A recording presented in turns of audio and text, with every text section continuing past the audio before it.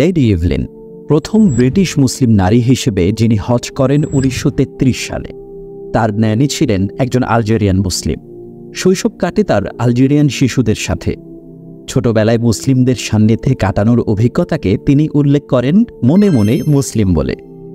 একবার ইতালিতে গেলে তিনি দেখা করতে যান পোপের সাথে। পোপ তাকে জিজ্ঞেস করলেন, আপনি কি ক্যাথলিক? লেডি ইভলিন জবাব দিলেন, না, আমি তো মুসলিম।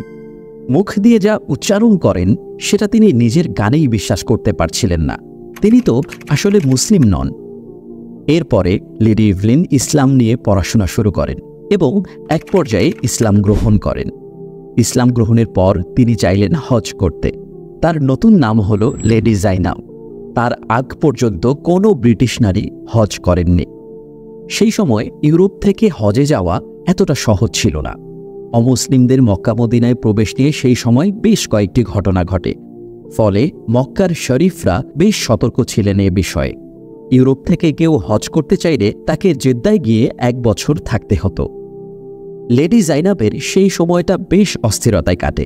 কখন দেখবেন তিনি কাবা? তার আশেপাশের অনেকেই চলে যাচ্ছে, তার দিন এখনও আসছে না। অবশেষে এলো সেই প্রতীক্ষিত দিন। ৬৬ বছর বয়সে তিনি হজ করেন। এর পরের বছরই লেখেন তার হজের অভিজ্ঞতা, পিলগ্রিমেজ টু মেক্কা। একজন ইউরোপীয়, একজন নারী হিসেবে তার বর্ণনায় কাবা পড়ে পাঠকরা আকৃষ্ট হবে, হাহাকার করবে, কবে আসবে সেই সুযোগ। ইতিপূর্বে কোনো নারী তার হজ সফরনামা লিখেছেন কিনা জানা যায়নি।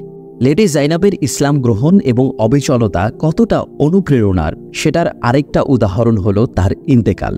তিনি যখন ইন্তেকাল করেন, তার জানাজা পড়ার মতো কোনো মুসলিম ছিল না সেই শহরে। ৯৫ বছর বয়সে ইন্তেকাল করা লেডি জাইনাব ওসিয়ত করে যান তার যেন জানাজা পড়া হয় এবং মক্কামুখী করে তাকে দাফন করা হয়।